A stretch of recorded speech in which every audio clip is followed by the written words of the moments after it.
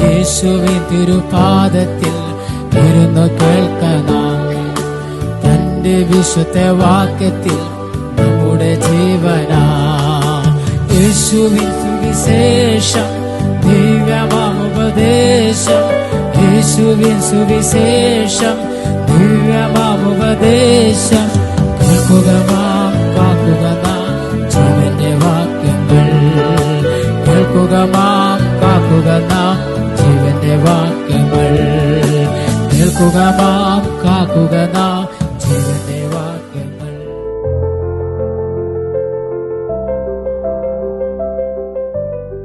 Daniel പ്രവചനം 9-ാം അധ്യായം അതിന്റെ 26-ാമത്തെ വാക്യം ആരംഭത്തിൽ വായിക്കാം. 62 ആഴ്ചവട്ടം കൊണ്ട് അതിനെ വീഥിയും കിടങ്ങുമായി കഷ്ടകാലങ്ങളിൽ തന്നെ വീണ്ടും പണിയും. 62 ആഴ്ചവട്ടം കഴിഞ്ഞിട്ട് അഭിഷിക്തൻ ഛേദിക്കപ്പെടും, അവൻ ആരുമില്ലെന്ന് വരും. പിന്നെ വരുവാനിരിക്കുന്ന പ്രഭുവിന്റെ പടജനം നഗരത്തെയും വിശുദ്ധ മന്ദിരത്തെയും നശിപ്പിക്കും. വേദപുസ്തകത്തിലെ പ്രവചന വിഷയങ്ങളുടെ താക്കോൽ ആണ് 70 ആഴ്ചവട്ടം എന്നുള്ള വിഷയം. ബൈബിളിൽ ഒരുപാട് നിഗൂഢമായ കാര്യങ്ങളുണ്ട്. ലോകത്തിൽ സംഭവിച്ചതും സംഭവിക്കുന്നതും സംഭവിക്കാനിരിക്കുന്ന കാര്യങ്ങളും കാലേ കൂട്ടി നൂറ്റാണ്ടുകൾക്ക് മുമ്പ്, സഹസ്രാബ്ദങ്ങൾക്ക് മുമ്പ് ദൈവത്തിന്റെ ദാസന്മാർ ആത്മാവിൽ പ്രവചിക്കുകയും ചരിത്രത്തിൽ അതങ്ങനെ കൃത്യമായി നിവർത്തിയാവുകയും ചെയ്തിട്ടുണ്ട്. കഴിഞ്ഞ കാലങ്ങളിൽ സംഭവിച്ച കാര്യങ്ങൾ മാത്രമല്ല, ഇനി ലോകത്തിൽ വരാൻ പോകുന്ന കാര്യങ്ങളും വിശുദ്ധ ബൈബിളിന്റെ അടിസ്ഥാനത്തിൽ മനസ്സിലാക്കണമെങ്കിൽ 70 ആഴ്ചവട്ടം എന്ന പ്രവചന വിഷയം നാം മനസ്സിലാക്കിയിരിക്കണം. ദാനിയേൽ പ്രവചനത്തിന് പല പ്രത്യേകതകൾ ഉണ്ട്. പഴയ നിയമത്തിലെ 27-ാമത്തെ പുസ്തകമാണ് ദാനിയേൽ പ്രവചനം. പുതിയ നിയമത്തിലെ 27-ാമത്തെ പുസ്തകമാണ് വെളിപ്പാട് പുസ്തകം. പഴയ നിയമത്തിലെ 27-ാമത്തെ പുസ്തകമായ ദാനിയേൽ പ്രവചനവും പുതിയ നിയമത്തിലെ 27-ാമത്തെ പുസ്തകമായ വെളിപ്പാട് പുസ്തകവും ഭാവി കാലത്ത് ലോകത്തിൽ സംഭവിക്കാനുള്ള കാര്യങ്ങളാണ് പ്രധാനമായി വിവരിക്കുന്നത്. ചരിത്രപരമായ കുറച്ച് കാര്യങ്ങൾ ഉണ്ടെങ്കിലും അതിനപ്പുറം ഭാവി കാലത്ത് സംഭവിക്കാനുള്ള കാര്യങ്ങളാണ് നാം ഇതിൽ വായിക്കുന്നത്. ദാനിയേൽ 2:44 നെബൂഖദ്നേസർ രാജാവിനോട് ദാനിയേൽ സംസാരിക്കുമ്പോൾ, രാജാവേ, മേലാൽ സംഭവിക്കാനുള്ളത് ദൈവം തിരുമനസ്സിന് വെളിപ്പെടുത്തിയിരിക്കുകയാകുന്നു. വെളിപ്പാട് പുസ്തകം 4:1 ദൈവം യോഹന്നാനോട് പറയുകയാണ്, ഇവിടെ കയറി വരിക, മേലാൽ സംഭവിക്കാനുള്ളത് ഞാൻ നിനക്ക് കാണിച്ചു തരാം. അപ്പോൾ പ്രധാനമായും ദാനിയേൽ പ്രവചനവും വെളിപ്പാട് പുസ്തകവും ഇനി ലോകത്തിൽ നടക്കാൻ പോകുന്ന കാര്യങ്ങളെ കുറിച്ചാണ് വിവരിക്കുന്നത്. ദാനിയേൽ എന്ന ഭക്തൻ ദൈവത്തിന് പ്രിയനായ ഒരു വ്യക്തിയായിരുന്നു. യോഹന്നാൻ യേശുവിന് പ്രിയനായ ശിഷ്യനാണ്. രണ്ടുപേരും പലവിധമായ പ്രതികൂലങ്ങളിലൂടെ കടന്നു പോയിട്ടുണ്ട്. ദാനിയേലിനെ സിംഹക്കുഴിയിൽ ഇട്ടിട്ടുണ്ട്. യോഹന്നാൻ അപ്പോസ്തലനെ പത്മോസിലേക്ക് നാടുകടത്തുന്നതിന് മുമ്പ് തിളച്ച എണ്ണയിലിട്ടു എന്ന് പൊതുവെ പറയാറുണ്ട്. ദാനിയേലിനെ കുറിച്ച് ചില കാര്യങ്ങൾ പ്രാരംഭത്തിൽ ഞാൻ പറയാം. ദാനിയേൽ പ്രധാനമായ 3 പ്രതിസന്ധികളെ ജീവിതത്തിൽ അഭിമുഖീകരിച്ച ഭക്തനാണ്. ഒന്ന്, തന്റെ പേരുമായി ബന്ധപ്പെട്ടുള്ള ഒരു വിഷയമാണ്. തന്റെ മാതാപിതാക്കൾ അവനിട്ട പേര് ദാനിയേൽ എന്നാണ്. ദൈവം എന്റെ ന്യായാധിപതി എന്നാണ് ആ വാക്കിന്റെ അർത്ഥം. എന്നാൽ യെരുശലേമിൽ നിന്ന് ബാബിലോണിലേക്ക് ഈ യഹൂദ ചെറുപ്പക്കാരെ മുഴുവൻ ബന്ധനസ്ഥരാക്കി കൊണ്ടുപോയപ്പോൾ അവർ ദൈവഭക്തരാണ് എന്നറിഞ്ഞതുകൊണ്ട് അവരുടെ ദൈവത്തിൽ നിന്ന് അവരെ വലിച്ചു മാറ്റാൻ വേണ്ടി അവർക്കൊരു പേര് കൊടുത്തു, ബേൽത്ശസ്സർ. ബേൽത്ശസ്സർ എന്ന വാക്കിന്റെ അർത്ഥം ബാലിന്റെ ദാസൻ, ബാലിന്റെ പ്രഭു എന്നൊക്കെയാണ്. യഹോവയാണ് എന്റെ ന്യായാധിപതി എന്ന് പറഞ്ഞവനെ ഈ പേരിലിട്ടതിലൂടെ ദൈവത്തിൽ നിന്ന് അവനെ വലിച്ചു മാറ്റാൻ ഉള്ള ശ്രമമാണ് ചെയ്തത്. എന്നാൽ ദാനിയേൽ എപ്പോഴെങ്കിലുമൊക്കെ തന്നെ തന്നെ പരിചയപ്പെടുത്തേണ്ടുന്ന വേളയിൽ ദാനിയേൽ എന്ന ഞാൻ എന്നാണ് പറഞ്ഞിട്ടുള്ളത്. നമ്മളെക്കുറിച്ച് ആളുകൾ എന്തും പറഞ്ഞുകൊള്ളട്ടെ, നമുക്ക് നമ്മോട് തന്നെ പറയാൻ കഴിയുന്ന ഒരു നിർണയമുണ്ടാവണം, ഒരു ബോധ്യമുണ്ടാവണം. ഞാൻ ദൈവത്തിന്റെ പൈതലാണ്. വിശ്വാസത്തിന് വേണ്ടി ജീവിത അന്ത്യം വരെയും പിടിച്ചു നിന്ന ദാനിയേലിന് ജീവിതത്തിന്റെ സായാഹ്നത്തിൽ സ്വർഗസ്ഥനായ ദൈവം ഒരു പുത്തൻ പേര് കൊടുത്തു. അത് പ്രിയനായ ദാനിയേൽ എന്നുള്ളതാണ്. നീയോ ദാനിയേലെ പ്രിയ പുരുഷ എന്നാണ് വായിക്കുന്നത്. മാതാപിതാക്കളിട്ട പേര് പ്രധാനപ്പെട്ടതാണ്, നാട്ടുകാരിട്ട പേര് പലയിടത്തും നമ്മൾ പരാമർശിക്കുന്നുണ്ട്. പക്ഷെ സ്വർഗസ്ഥനായ ദൈവം അവനെ വിളിച്ചത് ഏറ്റവും പ്രിയ പുരുഷനായ ദാനിയേലേ എന്നുള്ളതാണ്. നാം നമ്മുടെ ദൈവത്തിന് വേണ്ടി നേരെ നിന്നാൽ നമുക്കും ദൈവത്തിന്റെ പ്രിയരായി തീരുവാൻ സാധിക്കുന്നതാണ്. താൻ അഭിമുഖീകരിച്ച രണ്ടാമത്തെ പ്രശ്നം ഭക്ഷണ സംബന്ധമായുള്ള കാര്യമാണ്. 1-ാം അധ്യായം 8-ാമത്തെ വാക്യം. അവർക്ക് അവിടെ എത്തിയപ്പോൾ രാജകീയ മേശയിൽ നിന്ന് ഭക്ഷിക്കാനുള്ള വിശേഷപ്പെട്ട ആഹാരങ്ങളൊക്കെ ലഭിക്കുന്നുണ്ട്, നല്ല ആഹാരങ്ങൾ. പക്ഷേ അവരത് വേണ്ട എന്ന് വെച്ചു. എന്താണ് കാര്യം? ന്യായപ്രമാണം വിലക്കുന്ന ചില ആഹാരങ്ങൾ ഒരുപക്ഷെ മേശപ്പുറത്തുണ്ടായിരുന്നിരിക്കാം. വിഗ്രഹങ്ങൾക്ക് നിവേദിച്ച ചില ആഹാരങ്ങൾ അവിടെ ഉണ്ടായിരുന്നിരിക്കാം. ശ്വാസം മുട്ടിച്ചത്തത്, രക്തം വാർന്നു പോകാത്തത് ഒരുപക്ഷെ രാജകീയ മേശയിൽ ഉണ്ടായിരുന്നിരിക്കാം. അപ്പോൾ ദൈവത്തിന്റെ പ്രമാണമുള്ള ആ ഭക്തന്മാർ വചനത്തിനു വേണ്ടി നിലനിന്നു. അവർ ആ മെസ്സിന്റെ ചുമതല വഹിക്കുന്ന അസ്പനേഷിനോട് പറഞ്ഞു, ഞങ്ങൾക്ക് 10 ദിവസത്തേക്ക് ശാഖപദാർത്ഥം തന്നുകൊള്ളുക, എന്നിട്ട് രാജകീയ ഭോജനം ഭക്ഷിക്കുന്നവരെയും ഞങ്ങളെയും തമ്മിലൊന്ന് പരിശോധിച്ചു കൊള്ളുക. അങ്ങനെ 10 ദിവസത്തേക്ക് അനുവദിച്ചു. 10 ദിവസം കഴിഞ്ഞപ്പോൾ തിരുവെഴുത്തിൽ വായിക്കുന്നത്, രാജകീയമായ ഭോജനം കഴിച്ചവരെക്കാൾ ഈ ശാഖപദാർത്ഥം ഭക്ഷിച്ച എബ്രായ ബാലന്മാരുടെ മുഖത്തിന് ഓജസ്സും തേജസ്സും ഉണ്ടായിരുന്നു. എന്താ കാര്യമെന്നറിയാമോ? പുറപ്പാട് പുസ്തകം 23-ാം അധ്യായം 25-ാമത്തെ വാക്യം, നിന്റെ ദൈവമായ യഹോവയെ തന്നെ സേവിക്കുക, എന്നാൽ അവൻ നിന്റെ അപ്പത്തെയും വെള്ളത്തെയും അനുഗ്രഹിക്കും. ഇന്ന് പകലിൽ സഹോദരങ്ങളെ, അധികം വിറ്റാമിനുള്ള ആഹാരം കഴിക്കുന്നത് കൊണ്ടല്ല, ദൈവം തരുന്ന ആഹാരം സ്തോത്രത്തോടുകൂടെ ഭക്ഷിക്കുമെങ്കിൽ ദൈവം നിനക്ക് ആരോഗ്യവും രോഗശാന്തിയും നൽകിത്തരും. 3-ാമത്തെ പ്രതിസന്ധി ആരാധനാ വിഷയവുമായി ബന്ധപ്പെട്ടുള്ളതായിരുന്നു. 30 ദിവസത്തേക്ക് രാജാവിനോട് പ്രാർത്ഥിക്കണം. അങ്ങനെ ഒരു പുതിയ നിയമം അവിടെ ഉണ്ടായി. രാജാവിനോട് പ്രാർത്ഥിക്കാതെ വേറെ ഏതെങ്കിലും ദൈവത്തോട് പ്രാർത്ഥിച്ചാൽ അങ്ങനെയുള്ളവരെ വിശന്നു കിടക്കുന്ന സിംഹങ്ങളുടെ കുഴിയിലേക്ക് ഇട്ടുകളയും. ദാനിയേലിനെതിരെ മറ്റു ഒരു കാര്യത്തിലും കുറ്റമൊന്നും കണ്ടുപിടിക്കാൻ പറ്റാത്തത് കൊണ്ട് ഏതെങ്കിലും രീതിയിൽ അവനെ കുടുക്കുവാനും ഒടുക്കുവാനുമാണ് ശത്രുക്കൾ അങ്ങനൊരു നിയമം പാസാക്കിയെടുത്തത്. പക്ഷെ എന്ത് സംഭവിച്ചു? തനിക്ക് നേരെ രേഖ എഴുതിയിരിക്കുന്നു എന്നറിഞ്ഞപ്പോൾ താൻ തന്റെ മുറിയിൽ ചെന്ന് ജനൽ യെരുശലേമിന് നേരെ തുറന്നിട്ട് മുമ്പേ ചെയ്തു വന്നതുപോലെ മുട്ടുകുത്തി 3 പ്രാവശ്യം പ്രാർത്ഥിച്ചു. എന്തുകൊണ്ട്? ജനൽ യെരുശലേമിന് നേരെ തുറന്നിട്ടു. കിളിവാതിൽ എന്നാണ് നമ്മൾ മലയാളത്തിൽ വായിക്കുന്നത്, അല്ലേ? ജനൽ യെരുശലേമിന് നേരെ തുറന്നിട്ടു. കാരണം എന്താണെന്നറിയാമോ? ആമേൻ. രാജാക്കന്മാരുടെ പുസ്തകം 8-ാം അധ്യായത്തിൽ ശലോമോൻ ആലയം പ്രതിഷ്ഠിച്ച് പ്രാർത്ഥിച്ചപ്പോൾ ഇങ്ങനെ പറഞ്ഞു, ദൈവമേ, നിന്റെ നാമം വിളിക്കപ്പെട്ടിരിക്കുന്ന നിന്റെ ജനം അവരുടെ അകൃത്യ നിമിത്തം അന്യജാതികൾ അവരെ ബന്ധനസ്ഥരാക്കി കൊണ്ടുപോകുകയും ആ പ്രവാസ ലോകത്തിൽ കാലത്തിൽ ഇരുന്നു കൊണ്ട് അവരവരുടെ അകൃത്യത്തെക്കുറിച്ച് അനുദപിച്ച് ഏറ്റുപറഞ്ഞ് നിന്റെ നാമം സ്ഥാപിപ്പാൻ നീ തെരഞ്ഞെടുത്തിരിക്കുന്ന ഈ ആലയത്തിലേക്ക് നോക്കി പ്രാർത്ഥിക്കുകയും ചെയ്താൽ നീ സ്വർഗത്തിൽ നിന്ന് കേട്ട് അവരുടെ പ്രാർത്ഥനയ്ക്ക് ഉത്തരം തരണം. നിന്റെ നാമം സ്ഥാപിപ്പാൻ നീ തെരഞ്ഞെടുത്തിരിക്കുന്ന ഈ ആലയത്തിലേക്കും ദേശത്തിലേക്കും നോക്കി പ്രാർത്ഥിച്ചാൽ. അതുകൊണ്ടാണ് ജനൽ യെരുശലേമിന് നേരെ തുറന്നിട്ട് പ്രാർത്ഥിച്ചത്. 3 പ്രാവശ്യം പ്രാർത്ഥിച്ചതോ ദാനിയേലിന് മുൻപ് ഒരു ഭക്തൻ ദാവീദ് രാജാവ് താൻ പറയുകയാണ്, ഞാൻ സന്ധ്യയ്ക്കും കാലത്തും ഉച്ചയ്ക്കും സങ്കടം ബോധിപ്പിച്ച്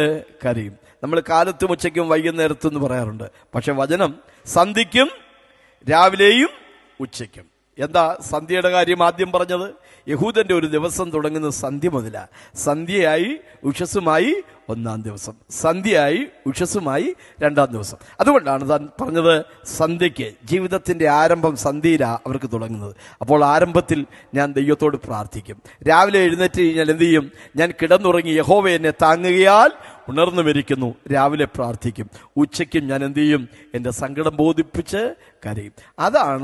അതിനെ ചുവട് പിടിച്ചാണ് ദാനിയേൽ മുമ്പേ ചെയ്തു വന്നതുപോലെ മുട്ടുകുത്തി 3 പ്രാവശ്യം ദൈവസന്നിധിയിൽ പ്രാർത്ഥിച്ചത്. ദാനിയേൽ പ്രവചനം 9:2. അവന്റെ വാഴ്ചയുടെ 1-ാം ആണ്ടിൽ തന്നെ ദാനിയേൽ എന്ന ഞാൻ യെരൂശലേമിന്റെ ശൂന്യാവസ്ഥ 70 സംവത്സരം കൊണ്ട് തീരും എന്നിങ്ങനെ യഹോവയുടെ അരുളപ്പാട് യിരെമ്യാ പ്രവാചകനുണ്ടായ പ്രകാരം ഒരു കാലസംഖ്യ പുസ്തകങ്ങളിൽ നിന്ന് ഗ്രഹിച്ചു. 70 ആഴ്ചവട്ടം എന്ന വിഷയമാണ് നാം ചിന്തിക്കുന്നതെങ്കിലും അവിടെ ആ ആഴ്ചവട്ടത്തെ സംവത്സരങ്ങളായി പറഞ്ഞിരിക്കുകയാണ്. യെരൂശലേമിന്റെ ശൂന്യാവസ്ഥ 70 സംവത്സരം കൊണ്ട് തീരും എന്നിങ്ങനെ ഒരു കാലസംഖ്യ ഞാൻ എവിടുന്ന് ഗ്രഹിച്ചു? പുസ്തകങ്ങളിൽ നിന്ന് ഗ്രഹിച്ചു. ഏത് പുസ്തകത്തിൽ നിന്ന്? യിരെമ്യാ പ്രവാചകനുണ്ടായ അരുളപ്പാട്. യിരെമ്യാ പ്രവചനത്തിൽ അങ്ങനെ രേഖപ്പെടുത്തിയിട്ടുണ്ടോ? ദാനിയേല് യിരെമ്യാ പ്രവചനം വായിച്ചപ്പോൾ യെരൂശലേമിലെ ശൂന്യാവസ്ഥ എന്ന് പറഞ്ഞാൽ ബാബിലോണിൽ അടിമകളായിരിക്കുന്ന ശൂന്യാവസ്ഥ 70 സംവത്സരം കൊണ്ട് തീരുമെന്ന് താൻ ഗ്രഹിച്ചു എന്നാണ് വായിക്കുന്നത്. യിരെമ്യാ പ്രവചനത്തിൽ നിന്നാണല്ലോ താൻ അത് ഗ്രഹിച്ചത്. അതുകൊണ്ട് തന്നെ യിരെമ്യാ പ്രവചനത്തിൽ അങ്ങനെ എഴുതിയിട്ടുണ്ടോ എന്ന് നോക്കിയാട്ട് യിരെമ്യാ പ്രവചനം 25-ാം അധ്യായത്തിന്റെ 11-12 വാക്യം, ഈ ദേശമൊക്കെ ശൂന്യവും സ്തംഭനഹേതുവുമാകും. ഈ ജാതികൾ ബാബേൽ രാജാവിനെ 70 സംവത്സരം സേവിക്കും എന്ന് യഹോവയുടെ അരുളപ്പാട്. കണ്ടോ, 70 സംവത്സരം ഈ ജാതികൾ യഹൂദന്മാർ ബാബേൽ രാജാവിനെ നെബൂഖദ്നേസറിനെ സേവിക്കുമെന്ന് യഹോവയുടെ അരുളപ്പാട് ആർക്കുണ്ടായി? യിരെമ്യാ പ്രവാചകനുണ്ടായി. ഇനി 27-ാം അധ്യായത്തിന്റെ 7-ാമത്തെ വാക്യം, സകല ജാതികളും അവനെയും അവന്റെ മകനെയും മകന്റെ മകനെയും അവന്റെ ദേശത്തിന്റെ കാലാവധി ആകുവോളം സേവിക്കും. അതിന്റെ ശേഷം അനേകം ജാതികൾ. അപ്പൊ ദേശത്തിന്റെ കാലാവധി ആകുവോളം. കാലാവധി എത്ര വർഷമാണ്? 70 വർഷം. സ്തോത്രം. ആമേൻ. സകല ജാതികളും അവനെയും അവന്റെ മകനെയും മകന്റെ മകനെയും അവന്റെ ദേശത്തിന്റെ കാലാവധിയാകുവോളം സേവിക്കും. ഇനി 29-ാം അധ്യായത്തിന്റെ 10-11 വാക്യം, യഹോവ ഇപ്രകാരം അരുളി ചെയ്യുന്നു, ബാബേലിലെ 70 സംവത്സരം കഴിഞ്ഞ ശേഷമേ ഞാൻ നിങ്ങളെ സന്ദർശിച്ച് ഈ സ്ഥലത്തേക്ക് മടക്കി വരുത്തുമെന്ന് നിങ്ങളോടുള്ള എന്റെ വചനം ഞാൻ നിവർത്തിക്കുകയുള്ളൂ. അപ്പോൾ ഈ 3 വാക്യങ്ങളിൽ 25, 27, 29 അധ്യായങ്ങളിൽ യിരെമ്യാ പ്രവചനത്തിൽ ദാനിയേൽ ഒരു സംഖ്യ പുസ്തകങ്ങളിൽ നിന്ന് ഗ്രഹിച്ചു. ദൈവത്തിന്റെ വചനം വെറുതെ വായിച്ചു വിടാനുള്ളതല്ല. അതിലെ സംഖ്യകൾ, അതിലെ പ്രവചനപരമായ കാര്യങ്ങൾ ഞാനും നിങ്ങളും ഗ്രഹിക്കേണ്ടതാണ്. ബൈബിൾ ഒരു പ്രവചന ഗ്രന്ഥമാണ്. യെശയ്യാ പ്രവാചകന്റെ പുസ്തകം 39-ാം അധ്യായത്തിന്റെ 5 മുതലുള്ള വാക്യങ്ങളിൽ ഹിസ്കിയ രാജാവിനെ കാണാൻ വേണ്ടി ബാബിലോണിൽ നിന്ന് ചിലർ വരികയാണ്. വന്നപ്പോ ഇദ്ദേഹത്തിന് ഭയങ്കര സന്തോഷമൊക്കെ തോന്നിയിട്ട്, നാടൻ ഭാഷ പറഞ്ഞ ഭൂതി ഇളകിയിട്ട് താൻ എന്ത് ചെയ്യുന്നറിയാമോ? ഒത്തിരി വിവരക്കേടുകൂടെ കാണിച്ചു വെച്ചു.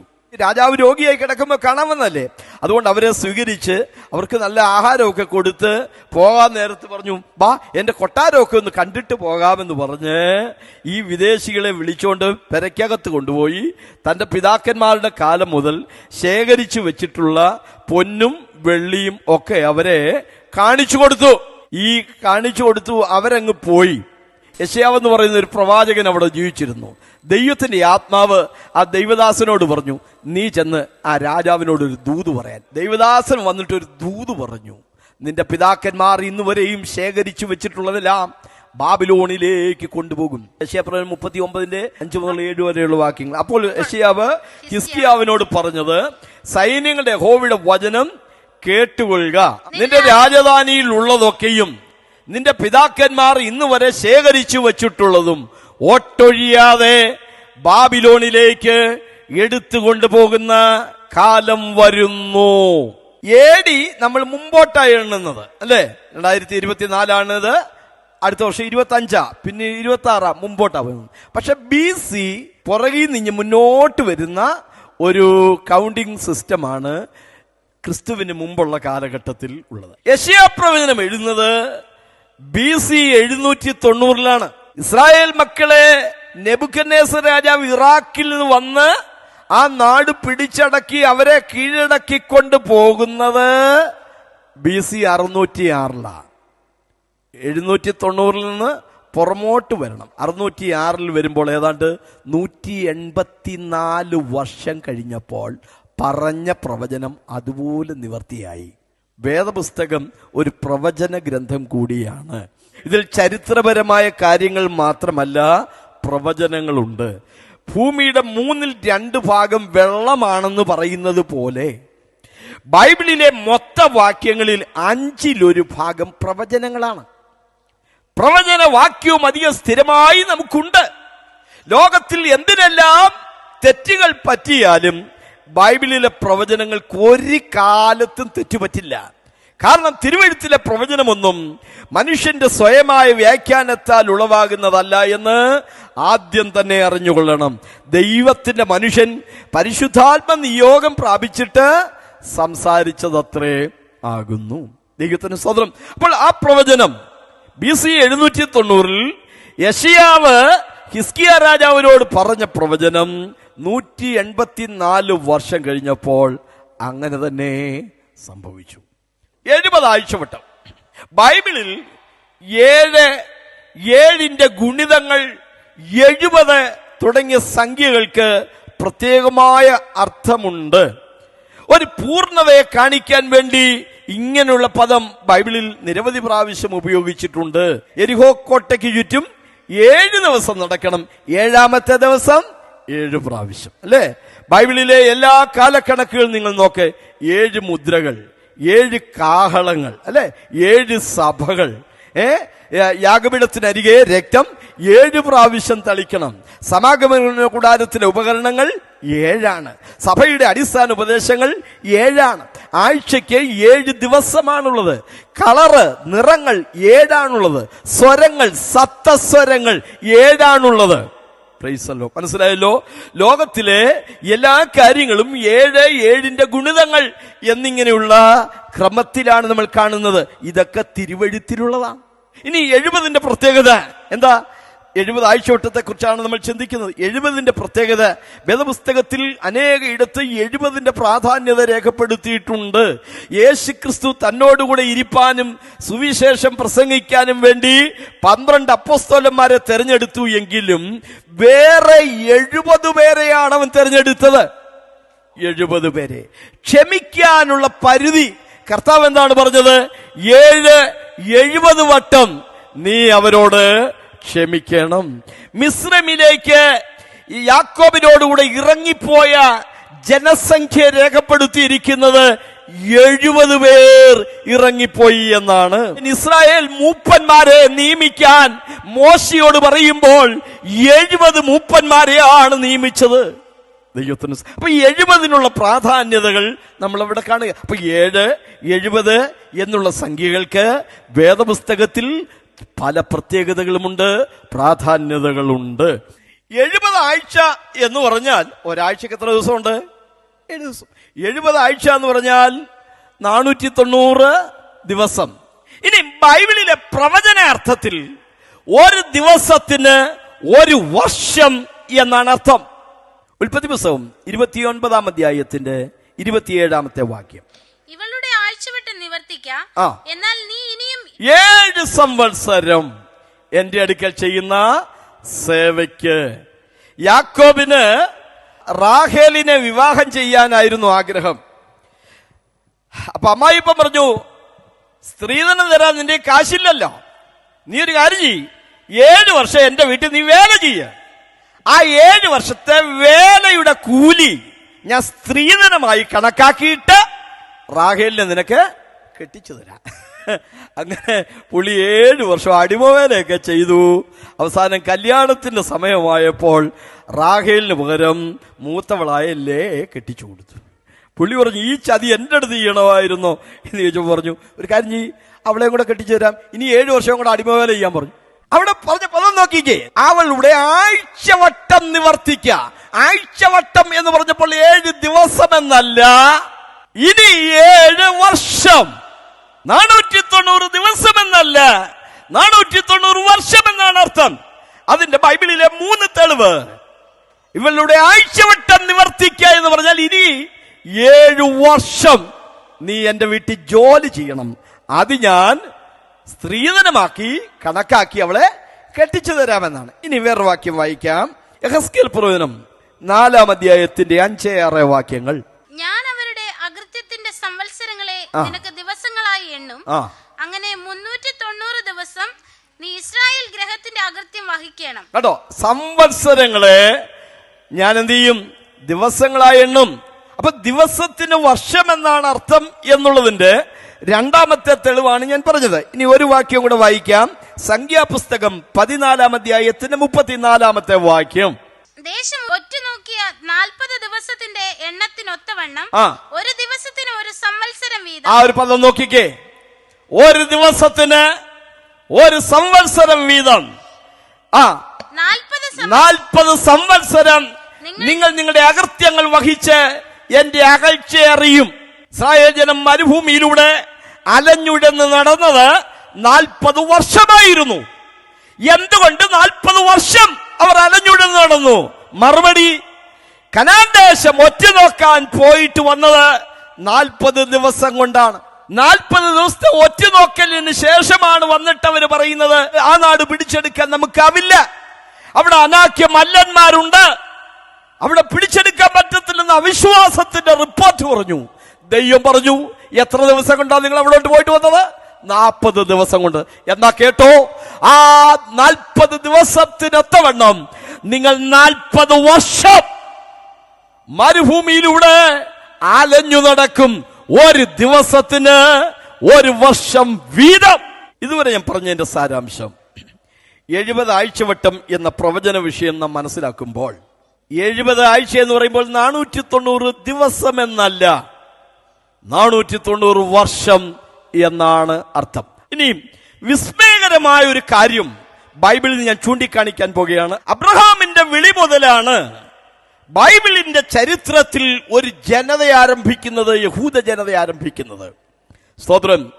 അബ്രഹാമിനെ വിളിച്ച അന്ന് മുതൽ ഇന്ന് വരെ ദൈവം ഈ ലോക ചരിത്രത്തിൽ 70 ആഴ്ചവട്ടം അഥവാ 490 വർഷം വീതം ഇടപെട്ടുകൊണ്ടേയിരിക്കുകയാണ്. അപ്പോൾ ആദ്യത്തെ ഇടപെടലിൽ അബ്രഹാമിന്റെ വിളി മുതൽ മിസ്രൈമിലെ പെസഹ വരെ 505 വർഷമാണ് നമ്മൾ കാണുന്നത്. പക്ഷെ ഞാൻ പറഞ്ഞു, ദൈവം എത്ര വർഷം വീതം ഇടപെടും? 490. ഒരു 15 വർഷം അവിടെ നമ്മൾ അധികം കാണുന്നു. ഏതാ ഈ 15 വർഷം? ഉൽപ്പത്തി പുസ്തകത്തിൽ 17:25-21-10 15 വർഷത്തിന്റെ കണക്ക് അവിടെ കിട്ടും. അവന്റെ മകനായ ഇശ്മായേൽ പരിച്ഛേദന ഏറ്റപ്പോൾ അവന് 13 വയസ്സായിരുന്നു. ഇനി 21:10 അടുത്ത ഭാഗത്തേക്ക് വരുമ്പോൾ, ദാസിയെയും മകനെയും പുറത്താക്കി കളക എന്ന ഒരു നിർദ്ദേശം നാം കാണുകയാണ്. ഇശ്മായേൽ പരിച്ഛേദന ഏൽക്കുമ്പോൾ അവന് 13 വയസ്സ്. 2 വർഷം കൂടെ കഴിഞ്ഞപ്പോ 15 വയസ്സായി. ആ 15 വയസ്സുള്ളപ്പോഴാണ് ദൈവം പറഞ്ഞത്, ദാസിയെയും മകനെയും പുറത്താക്കി കളക, അവരെ അതിൽ നിന്ന് കുറച്ചു കളക. 505 നിന്ന് 15 വർഷം കുറച്ചാൽ ഇശ്മായേൽ എന്ന ജഡീക സന്തതി അബ്രഹാമിന്റെ വീട്ടിൽ താമസിച്ചിരുന്ന ആ ഷോർട്ട് പീരീഡ് കുറച്ചു കഴിഞ്ഞാൽ കൃത്യമായി 490 എന്ന കണക്ക് കിട്ടുകയാണ്. ഈ കണക്ക്, സ്തോത്രം, ലാരൻസ് ക്ലാർക്കിൽ എന്ന് പറയുന്ന ഒരു ബൈബിൾ പ്രവചന പണ്ഡിതൻ കണ്ടുപിടിച്ചിട്ടുള്ളതും പൊതുവെ ദൈവദാസന്മാരെല്ലാവരും അംഗീകരിക്കുന്നതുമായ ഒരു കണക്കാണ് ഇപ്പൊ ഞാൻ പറയുന്നത്. ഇപ്പൊ 4 കാലഘട്ടങ്ങൾ നമ്മൾ കാണുക. 1, അബ്രഹാമിന്റെ വിളി മുതൽ മിസ്രൈമിലെ പെസഹ വരെ. 2, എവിടെ അവസാനിപ്പിച്ചുവോ അവിടുന്ന് തന്നെ തുടങ്ങുകയാണ്. BC 1006 മിസ്രൈമിലെ പെസഹ മുതൽ BC 1005 ശലോമോന്റെ കാലത്തെ ദേവാലയ പ്രതിഷ്ഠ വരെ 601 വർഷമുണ്ട്. പക്ഷെ ഞാൻ പറഞ്ഞു, ദൈവം എത്ര വർഷം വീതമാണ് ഇടപെടുന്നത്? 490. അങ്ങനെയെങ്കിൽ അവിടെ ഒരു 111 വർഷം നമ്മൾ അധികം കാണുകയാണ്. 601 നിന്ന് 111 വർഷം കുറച്ചാലേ എന്ത് കിട്ടുള്ളൂ? 490 കിട്ടുള്ളൂ. ഈ 111 വർഷത്തിന്റെ കണക്ക് എവിടെ കിടക്കുന്നത്? ന്യായാധിപന്മാർ 3:8 അവർ 8 വർഷം അടിമകളായിരുന്നു. 3:14 18 വർഷം അവർ അടിമകളായിരുന്നു. 4:2-3 വാക്യങ്ങളിൽ 20 വർഷം അവർ അടിമകളായിരുന്നു. 6-ാം 1-ാം വാക്യത്തിൽ 7 വർഷം അവർ അടിമകളായിരുന്നു.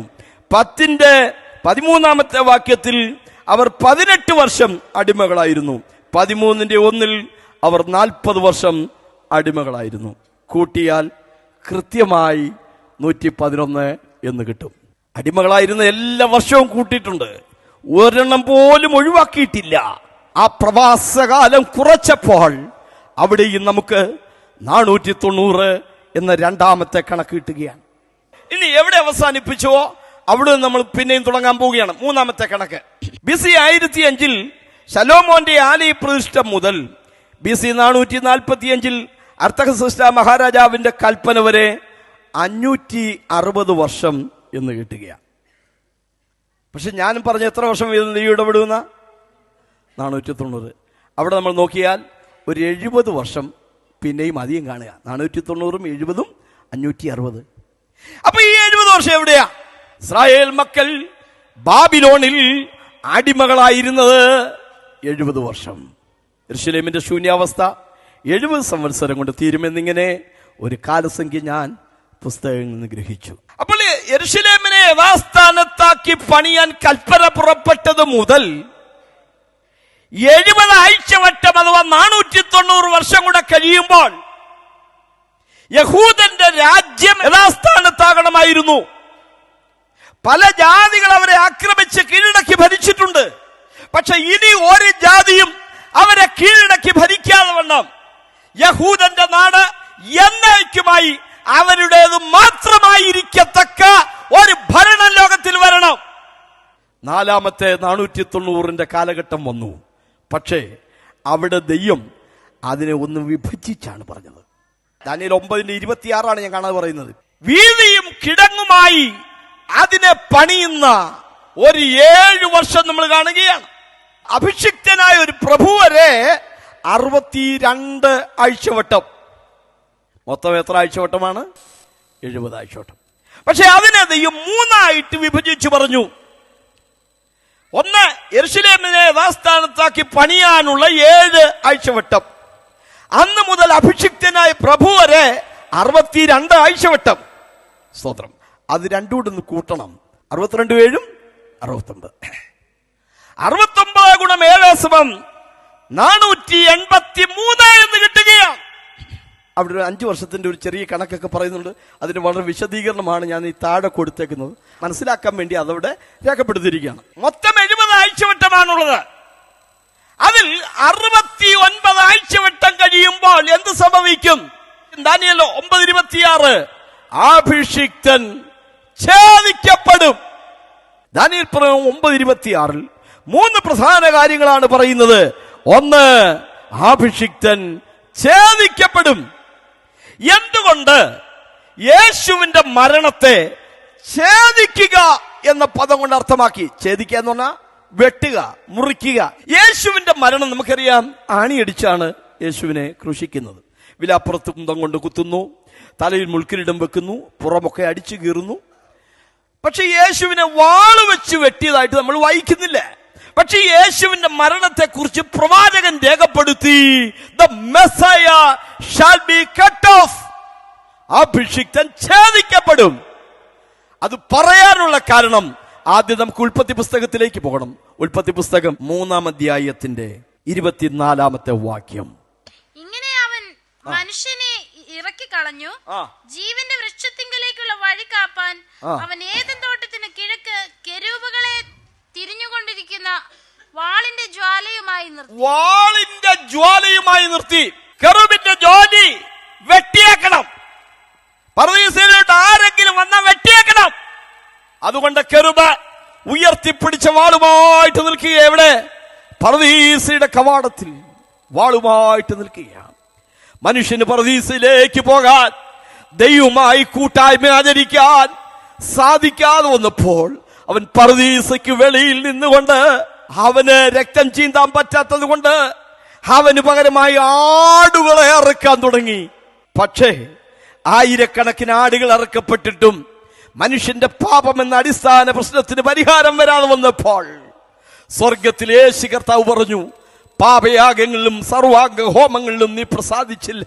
അപ്പോൾ ഞാൻ പറഞ്ഞു, ഇതാ ഞാൻ വരുന്നു, പുസ്തക ചുരുളുകളിൽ എന്നെ കുറിച്ച് എഴുതിയിരിക്കുന്നു. അങ്ങനെ യേശു ക്രിസ്തു ഇവിടേക്ക് വന്നു. ആടുകളെ അറുക്കേണ്ടിയിരുന്ന രംഗത്ത് എല്ലാവർക്കും വേണ്ടി മരണം ആസ്വദിക്കാൻ, വാള് വെച്ച് വെട്ടേൽക്കപ്പെടുവാൻ യേശു തന്നെ ഏൽപ്പിച്ചു കൊടുത്തു. സഖറിയ പ്രവചനം 13-ാം അധ്യായം 7-ാം വാക്യം. വാളെ എന്റെ ഇടയന്റെ നേരെയും എന്റെ കൂട്ടാളിയായ പുരുഷന്റെ നേരെയും ഉണരുക എന്ന്. അപ്പൊ അവിടെ നമ്മൾ വായിക്കുന്ന ഒരു വാളിനെ കുറിച്ചാണ്. പർദീസിന്റെ കവാടത്തിൽ ഒരു ജ്വാലയുള്ള വാളുമായി ഒരു ദൂതൻ നിൽക്കുകയാണ്. ആ വാളിനെ നോക്കി സഖറിയാവ് പറയുകയാണ്, വാളെ എന്റെ നേരെ ഉണരുക, ഇടയനെ വെട്ടുക. മത്തായി സുവിശേഷം 26-ാം അധ്യായത്തിൽ അതിന്റെ 31-ാമത്തെ വാക്യത്തിൽ യേശു അവരോട് പറയുകയാണ്, ഞാൻ ഇടയനെ വെട്ടും, കൂട്ടത്തിലെ ആടുകൾ ചിതറിപ്പോകുമെന്ന് എഴുതിയിരിക്കുന്നുവല്ലോ. യേശു എന്ന ആ ഇടയൻ, നല്ല ഇടയൻ, ആടുകൾക്ക് വേണ്ടി തന്നെ ജീവനെ കൊടുക്കുന്നു. ജീവനെ കൊടുക്കാൻ വേണ്ടി യേശു പറഞ്ഞ പദം, ഈ രാത്രി ഇടയൻ വെട്ടേൽക്കപ്പെടും. യേശു ഒരു വാളിനെ നോക്കിയിട്ട് പറയുകയാണ്, വാളെ എന്റെ നേരെ ഉണര്. ഏതായിരുന്നു ആ വാള്? പർദീസയുടെ കവാടത്തിൽ കാവൽ നിന്ന ആ വാള് വെച്ച് വെട്ടേൽക്കപ്പെടുവാൻ യേശു സ്വമനസ്സ തന്നെ ഏൽപ്പിച്ചു കൊടുത്തു. യേശു ഛേദിക്കപ്പെട്ട അന്ന് യേശുവിന്റെ പരിപാവനമായ രക്തം, ആടുകളുടെ രക്തത്തെക്കാൾ വിലമതിക്കാനാവാത്ത വിലയുള്ള യേശുവിന്റെ പുണ്യാഹമായ രക്തം അവിടെ ചീന്തിയപ്പോൾ ദൈവം ദൂതനോട് പറഞ്ഞു, വാള് വലിച്ചു മാറ്റി. അപ്പോഴും അപ്പുറത്ത് നിൽക്കുന്ന ഒരു പാപി യേശുവിനോട് പറയുക, യേശുവേ എന്നെ ഓർത്തുകൊള്ളണമെന്ന് യേശുവിനോട് പറഞ്ഞു, ഇന്ന് നീ എന്നോടുകൂടെ പർദീസയിലിരിക്കും. പർദീസയിലേക്കുള്ള പ്രവേശനത്തിന് തടസ്സമായിരുന്ന ആ ഭീഷണിയായിരുന്ന വാള് വെച്ച് യേശു വെട്ടേൽക്കപ്പെട്ടു. ആ വെട്ടേൽക്കപ്പെട്ട അഭിഷിക്തനായ ക്രിസ്തുവിനോട് എന്നെ ഒന്ന് ഓർക്കണമേ എന്ന് പറഞ്ഞപ്പോൾ യേശുവിനോട് പറയാണ്, today you shall be with me in paradise. ഇന്ന് നീ എന്നോടുകൂടെ പർദീസയിലിരിക്കും. യേശുവിന്റെ മരണം മൂലം മാനവകുലത്തിന് പർദീസയിലേക്കുള്ള പ്രവേശനം സംജാതമായി. അതാണ് പ്രവാചകൻ പറഞ്ഞത്, 69 ആഴ്ചവട്ടം കഴിയുമ്പോൾ അഭിഷിക്തൻ ഛേദിക്കപ്പെടും. 2, അവനാരുമില്ല എന്ന് വരും. സംഭവിച്ചുവോ? അങ്ങനെ തന്നെ സംഭവിച്ചു. സഹോദരങ്ങളെ, യേശുവിന്റെ കൂടെ എത്രയോ ആളുകൾ ഉണ്ടായിരുന്നു. ആയിരക്കണക്കിന് ആളുകളല്ലേ അപ്പം തിന്നാൻ വന്നത്, നൂറുകണക്കിന് ആളുകളല്ലേ പ്രസംഗം കേൾക്കാൻ വന്നത്, രോഗസൗഖ്യത്തിന് വേണ്ടി വന്നത്. ഒരു ഭയങ്കര അനുഭാവികളുടെ സംഘം യേശുവിന് ചുറ്റി നിൽക്കുമ്പോ യേശു പറയുകയാണ്, ഈ രാത്രി ഇടയനെ വെട്ടും, ആടുകൾ ചിതറിപ്പോകുമെന്ന് എഴുതിയിരിക്കുന്നുവല്ലോ. നിങ്ങളെല്ലാവരും എങ്കിൽ നിന്ന് ഇടറിപ്പോകും. പത്രോസ് പറഞ്ഞു, കർത്താവേ, ആരെല്ലാം നിന്നെ തള്ളിപ്പറഞ്ഞിട്ട് പോയാലും ഞാൻ നിന്നെ തള്ളിപ്പറയത്തില്ല. പക്ഷേ ഈ രാത്രി ഇടയനെ വെട്ടും, ആടുകൾ ചിതറിപ്പോകുമെന്ന പ്രവചനം നിവർത്തിയാകുവാൻ അന്ന് എല്ലാവരും യേശുവിനെ ഇട്ടിട്ട് പോയി. ഇല്ലേ? യേശുവിനെ ഗസവനാത്തോട്ടത്തിൽ ബന്ധിച്ചപ്പോൾ ശിഷ്യന്മാർ എല്ലാവരും അവനെ ഇട്ടിട്ട് പോയി. യോഹന്നാനും പത്രോസും കൂടെ കൊട്ടാരം വരെ വന്നെങ്കിലും യോഹന്നാന്റെ പക്കൽ ക്രൂശിൽ വെച്ച് മറിയുടെ സംരക്ഷണ ചുമതല കൊടുത്തു. ആ ശിഷ്യൻ അവളെ കൂട്ടിക്കൊണ്ട് വീട്ടിലേക്ക് പോയി. അവശേഷിച്ചത് പത്രോസാണ്. പ്രൈസലോ. കൊട്ടാരത്തിൽ വെച്ച് നടന്നൊരു സംഭവം. സോദരം, ഈ രാത്രി കോഴി 2 വട്ടം കൂവുന്നതിന് മുമ്പ് നീ എന്നെ 3 വട്ടം തള്ളി പറയും. ഞാൻ ആ മനുഷ്യനെ അറിയുന്നില്ല എന്ന് പറഞ്ഞ് ആണയിട്ട് പ്രാഗി കൂകിക്കൊണ്ട് പത്രോസ് കർത്താവിനെ തള്ളി പറഞ്ഞിട്ട് പോയി. എന്താ യേശു പറഞ്ഞത്? അവനാരും ഇല്ല എന്ന് വരും. ഒരു പ്രവചന ഭാഗം വായിച്ചാട്ടെ. സ്തോത്രം. യെശയ്യാ പ്രവാചകന്റെ പുസ്തകം 63:2. നിന്റെ ഉടുപ്പ് ചുവന്നിരിക്കുന്നത് എന്ത്? നിന്റെ വസ്ത്രം മുന്തിരിച്ചക്ക് ചവിട്ടുന്നവന്റെ പോലെ ഇരിക്കുന്നത് എന്ത്? അടുത്തത്, ഞാൻ ഏകനായി മുന്തിരിച്ചക്ക് ചവിട്ടി, ജാതികളിൽ ആരും എന്നോട് കൂടെ ആരും ഉണ്ടായിരുന്നില്ല. അവനാരും ഇല്ല എന്ന് വരും. യേശുവിന് ഒത്തിരി പേര് കൂടെ ഉണ്ടായിരുന്നെങ്കിലും എല്ലാവരും വിട്ടുവിട്ട് പോയിക്കൊണ്ടിരുന്നപ്പോ യേശു ഒരിക്കൽ ഇങ്ങനെ പറഞ്ഞു, എന്നെ അയച്ച പിതാവ് എന്നോടുകൂടെ ഉള്ളത് കൊണ്ട് ഞാൻ ഏകനല്ല.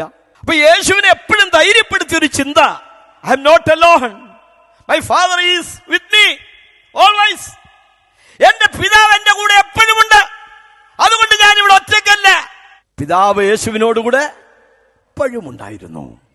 പക്ഷേ ക്രൂശിൽ വെച്ച് മാനവകുലത്തിന്റെ പാപഭാരമെല്ലാം പുത്രന്റെ മേൽ ചുമത്തിയ ആ നിമിഷം അവൻ ഏകനായി മുന്തിരിച്ചക്ക് ചവിട്ടുകയാണ്. രക്തം ധരിച്ച വസ്ത്രം ധരിച്ചിരിക്കുകയാണ്. ആ സമയത്ത് അതിന് തൊട്ട് മുമ്പുള്ള നിമിഷം പിതാവായ ദൈവം മനുഷ്യവർഗത്തിന്റെ പാപമെല്ലാം ആ പാപം ചുമന്നൊഴിക്കുന്ന കുഞ്ഞാടായ ക്രിസ്തുവിന്റെ മേൽ ചുമത്തിയപ്പോൾ പിതാവായ ദൈവം യേശു ക്രിസ്തുവിനോടുള്ള ബന്ധത്തിൽ എപ്പോഴും ഒരു കൂട്ടായ്മയിലാണ് നിന്നത്.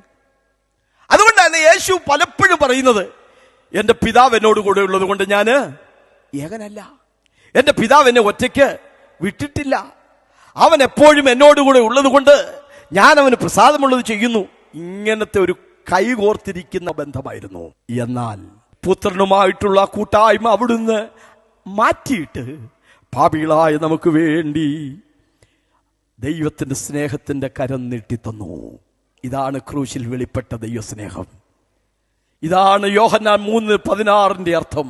പുത്രനെ നമുക്ക് വേണ്ടി നൽകുവാൻ തക്കവണ്ണം ലോകത്തെ അത്രമാത്രം സ്നേഹിച്ചു.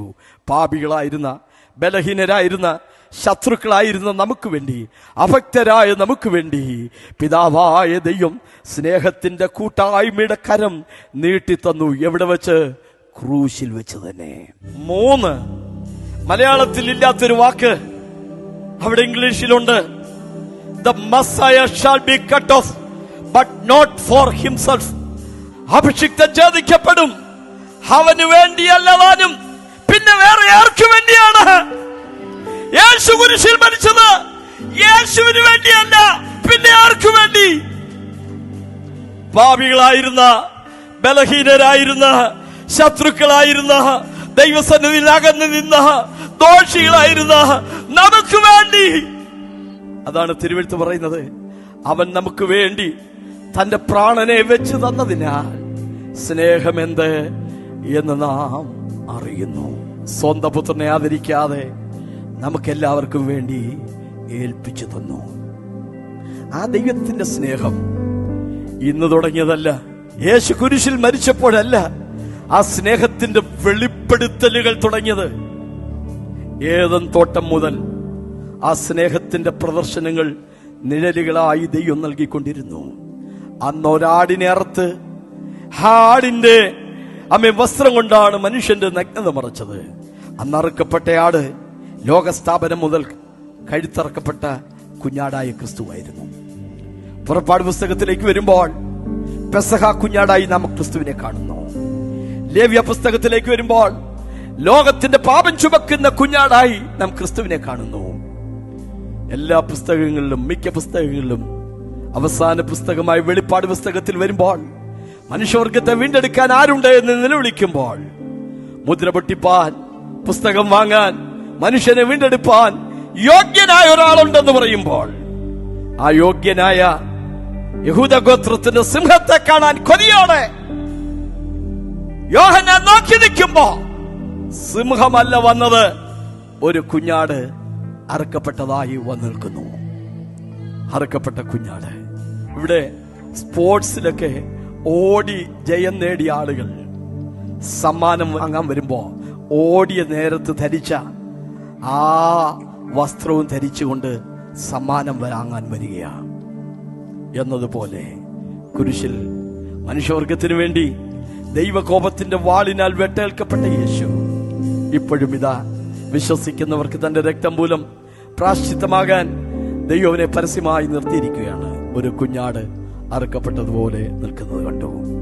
ലോകസ്ഥാപനം മുതൽ നമ്മെ സ്നേഹിച്ച ദൈവത്തിന്റെ സ്നേഹം. ലോകസ്ഥാപനത്തിൻ മുൻ പുളവായൊരൻപാൽ